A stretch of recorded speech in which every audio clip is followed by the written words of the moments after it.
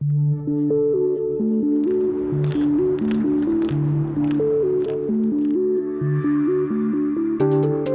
started playing Football Manager when the original one came out in 2005. Before that, I wasn't really playing Football Manager much, basically. It was more the EA Sports version, so you had, I think it was Total Club Manager, FA Premier League Manager, and the first management game I ever played was Ultimate Soccer Manager 98-99, which I think came free in a pack of Cheerios that my nan bought me.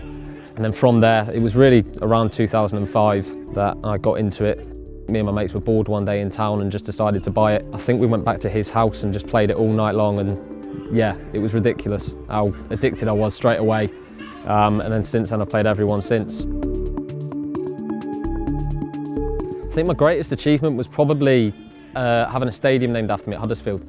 I won the Champions League, I think twice or three times in a row in probably about 2030. I think by the time I'd won the Champions League, it was completely full of Nugents. I didn't know a single player who was there, apart from Hugo Lloris, who I think was still somehow going at the ripe age of 38, I think he was, until he retired. So when I was 15, I saw a position on the SI forums for a researcher for Truro.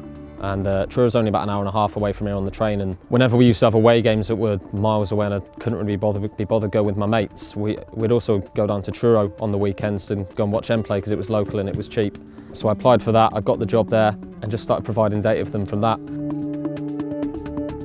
I think Truro were in the Southern Premier League when I first started doing it. I was just collecting everything on their players. You had to put in all the information about the club, so the kit colours, the club record, who's their leading goal scorer, leading appearances, all their finances, who's on the board, who's the physio, all the information to do with the club basically. And it's still done to this day the same way, but obviously the game's evolved massively over the last 13 years, whatever it is now. And there's so much more now that you've got to include. You've got to include visual appearances now because obviously players are in 3D, so you've got to put in their hair colour, their skin tone. So there's been a lot of changes over the years, but it kind of is the same way of doing things now as it was back then as well. I think I did that for 2 years, and then the Argyle researcher left his position at what he was doing and gave me an opportunity to apply for that one. I sent over a spreadsheet to my head researcher. He was impressed with what data I was collecting on the players and all the information I had and said, can you come in and do it? And I've been doing that for I think 7 years since. Well, I didn't really know what an analyst was before I got the job, if I'm being brutally honest. So I kind of came in a bit unaware of the whole situation, but probably my dream job inside the first 2 weeks. And then you start to realise how much work there is to actually do. At first, yeah, I was a bit overawed at obviously working alongside the people that you've been supporting from the stands. So yeah, it was a bit of a different feeling, but after about 2-3 months or so, I kind of got used to it and I was fine from there. Obviously, it's great to work for the club you support. It makes it a bit different when you win on a match day or you get promoted because you've been there when the times were bad and you've come through it all, and then to see the good times after that, it's a great feeling, yeah. We had 2 trialist keepers in last pre-season, and one of them was Mark McCallum, who I think around Football Manager 2008 became one of the best goalkeepers in the world. And I wasn't aware that he was actually coming in on trial, and one day we were sat down having lunch and he's walked in through the room and I'm thinking, I recognise this guy and I can't think why. And I've gone on my phone and typed in Mark McCallum into Google and it's him, and I'm thinking, Jesus Christ, I signed this kid 8-9 years ago on Football Manager and now he's actually sat here in the same room as me. And it turned out that he played Football Manager as well, and weirdly he was Plymouth Argyle on the previous game, and I asked him what he did when he came in and he said he sacked all the staff. So it turned out that I used to sign him all the time, and as soon as he came to this club, he actually fired me from my job. I've never played a single game as this because before I was the researcher, I didn't really want to manage us. I didn't think we were the best of teams at the time in the Championship. We were pretty much nailed on for relegation every year on it, so it would have been a challenge.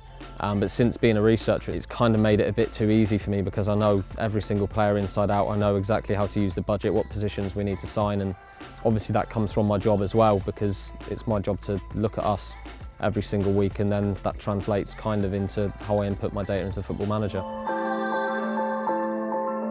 Obviously I'm not there on the training pitch every day, I'm not playing the matches, but you do work a lot of hours during the season, and there's a lot of hours where people don't realise you're working when you're at home, and you've got to send off clips at 2:30 in the morning because the lads need them for the next morning, and you've got to be up at 6 o'clock in the morning so you can download a game before you get into the office. There's loads of things which you have to do.